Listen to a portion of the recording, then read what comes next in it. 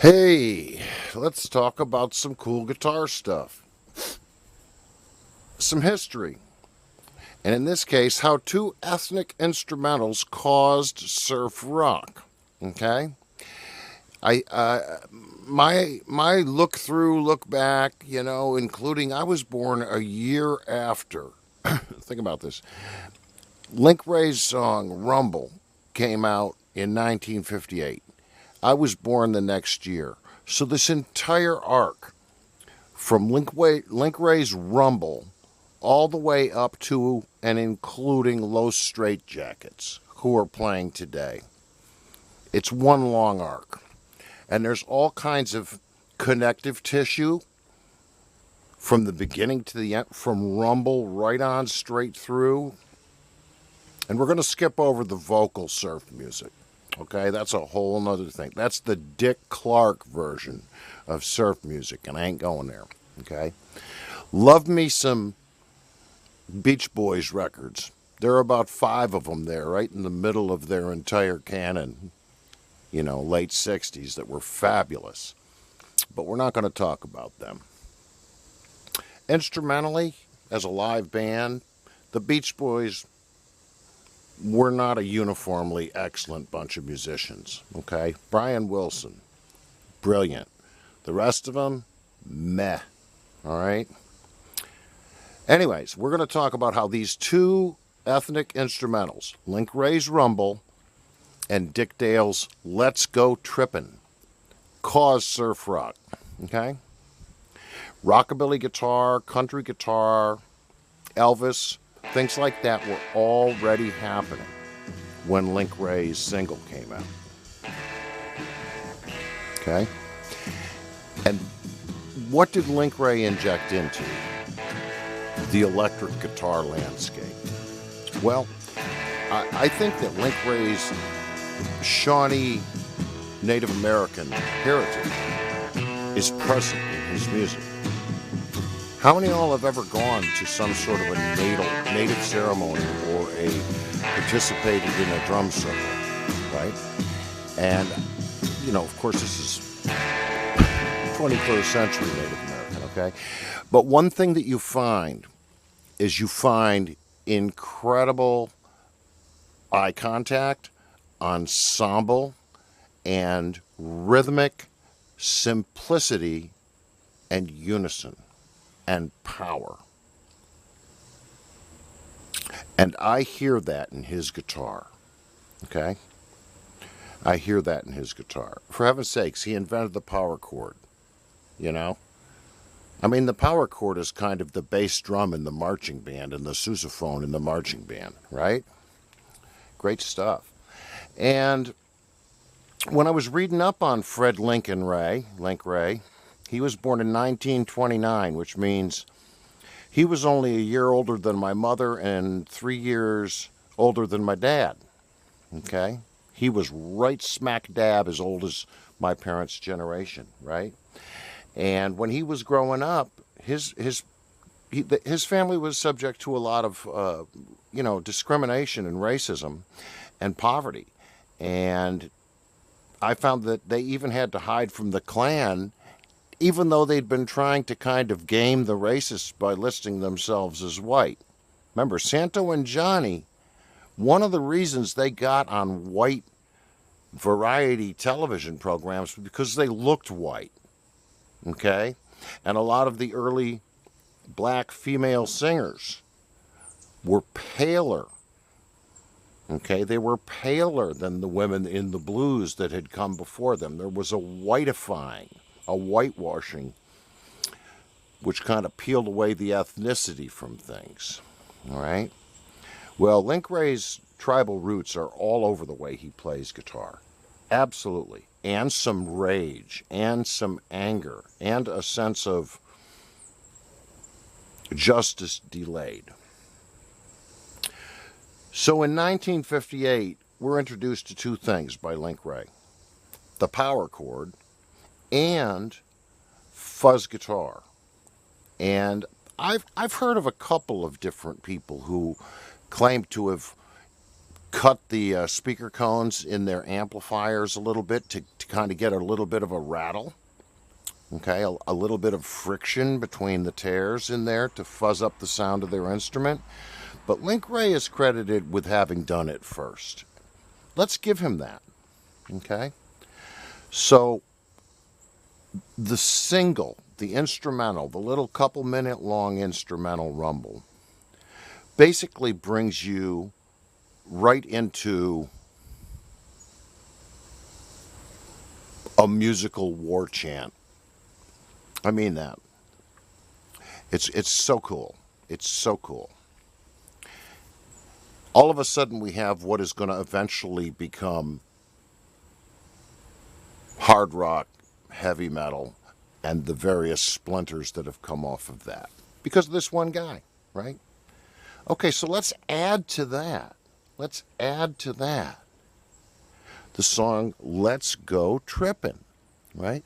Let's Go Trippin'. Just 3 years later, this man, Richard Anthony Mansour, who went by the name Dick Dale.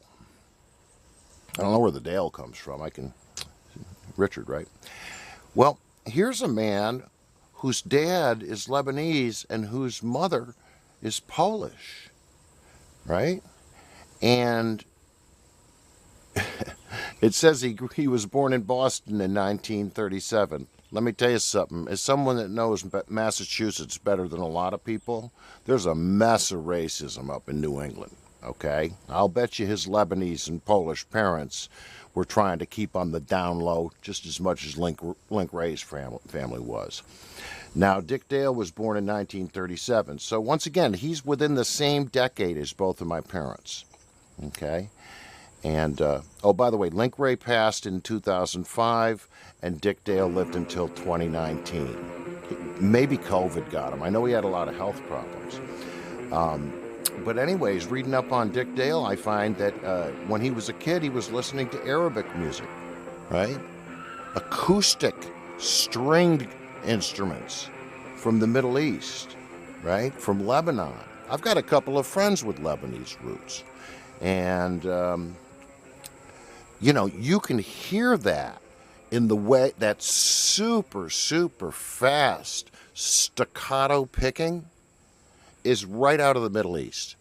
And it's lovely, right? Middle Eastern and, listen to this, Mexican influences. So it makes you wonder, like, what other kind of vinyl was laying around when he was a kid?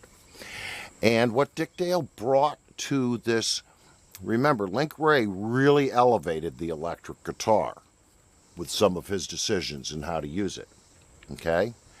Dick Dale, I think, was the first guy that reached over and dialed up the spring reverb, okay? He wanted to add an atmosphere, a trail, a waft of smoke or steam coming off of each note that he played. And you can hear this all over his single, Let's Go Trippin', right? 1961. Which is credited with launching the surf music craze. Okay? Now, this is just my own mental math. I'm almost certain Dick Dale had heard Rumble and dug it. Okay? And in the same way that some of these really interesting stylized guitarists whose music I love so much and whose techniques I love so much, for me, function is permissions, right? I hear someone play something, it sounds wonderful in my brain.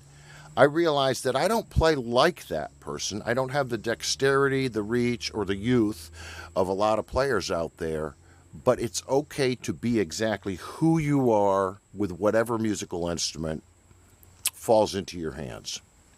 Be you. That's why I like jamming more than making records. I like just sitting around with people impromptu and doing music. So much more than anything that requires marketing or some kind of purchase or a corporate involvement or glad handing, you know, throwing out those grips, okay? Now, Ray and Dale, I don't think they gave one ant turd On behalf of myself, about being popular. we would like to thank you all for making our pipeline So, throughout the nation. Wray We'd like to play it for you now. gives us a guitar that can punch you in the face, the sound of which can punch you in the face, And then Dick Dale comes along and says, yeah, well, let's do that, except I'm using a speed bag. Brrr. All right? And, you know, there's just this beautiful... It's like an exorcism to me, to listen to this kind of music, you know, these origins. They feel like exorcisms, like there are demons to be cast out, and I have this guitar right here. It's just the thing to do it with. So I think of Dick Dale as being the first shredder, one of the first shredders. Now go back, you know, my other video that talked about the song Sleepwalk and Santo and Johnny, I mentioned how Santo and Johnny were doing some shred. Okay, Buddy Merrill was doing some shred. Joe Maphis was doing some shred. And sure enough, Danny Gatton and all those cats, you know, Brad Paisley, Albert Lee, I go on and on. These are shredders, okay? What does shred mean? It means that literally your eyes can barely detect how the sounds are getting out of the instrument because the hands are just so busy, okay? A blur. It's kind of how Snakefinger got his nickname, Snakefinger. The residents watched the way he played and said that his fingers, this guy named Philip Lithman, they almost looked like snakes moving all over the fretboard. You know, Link, Dick Dale, Snakefinger, lots of pseudonyms amongst interesting guitarists. But anyways, I'm going to go ahead and roll some music here of some of the things that I believe are points on the continuum. And at the very end of everything, we're gonna close out with a little Los Straitjackets, who are, as far as I'm concerned, at the very top of their game. In many ways, they're sort of a extension of what a band that I loved in the 80s called the WRAY Beats became, with some shared members in Los Straitjackets, and certainly those leather masks. I don't think I could do that. I believe my brain would melt. But we'll talk a little bit about the WRAY Beats and some of the New York City no-wave movement embracing surf music, as well as the West Coast garage punk embracing surf music. You'll see Greg Ginn after he left Black Flag. You know,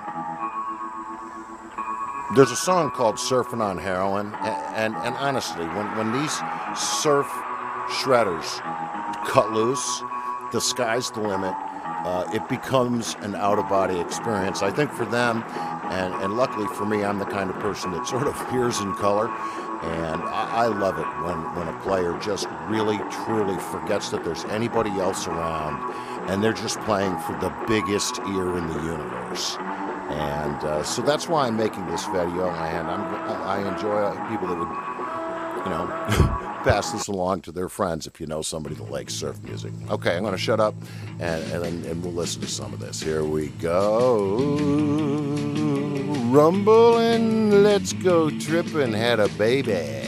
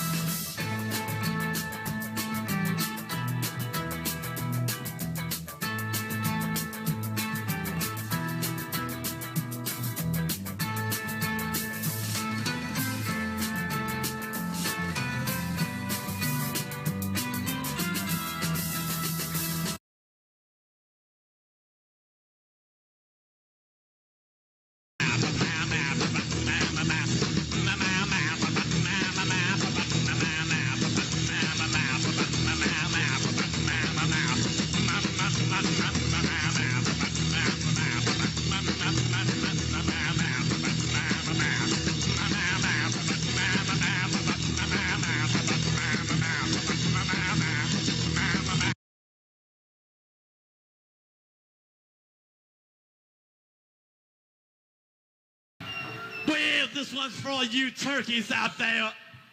When everybody's had about the band. Bye bye, put in the water with bye bye, put in the water with burn, burn.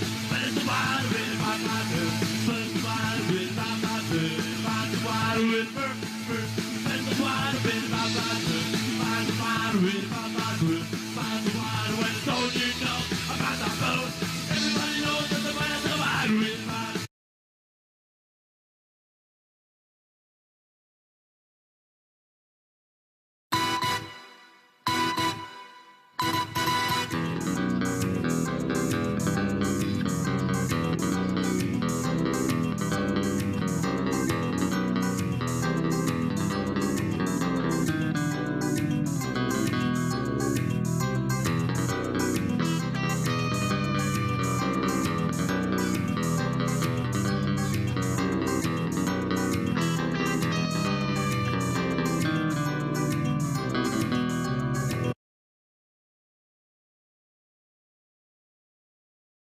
Did you know the Bond theme owes its magic to a legendary guitarist? Vic Flick's guitar defined the James Bond theme. Hear that twang in Dr. No? That's Flick. He played with Dusty Springfield, Tom Jones, the Beatles. Hits like It's Not Unusual in Downtown? Yep, that's him too. A true maestro, Flick earned a Lifetime Achievement Award. Follow at Faces in Time for more.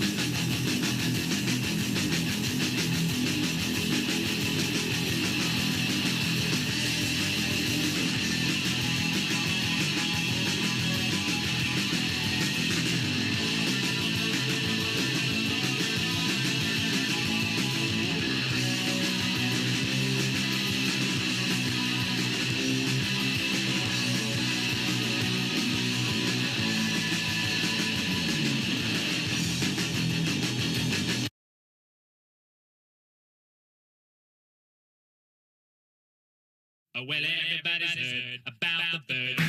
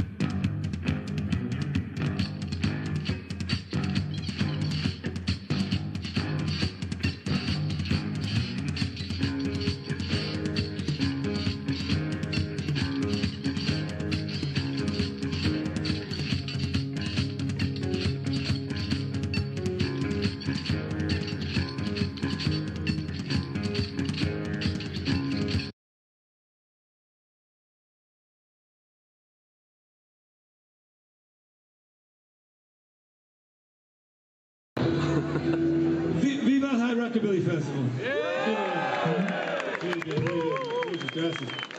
And viva España. Viva España. Yeah, come on. And viva Los Straitjackets. Yeah. Looking good. And viva Batman.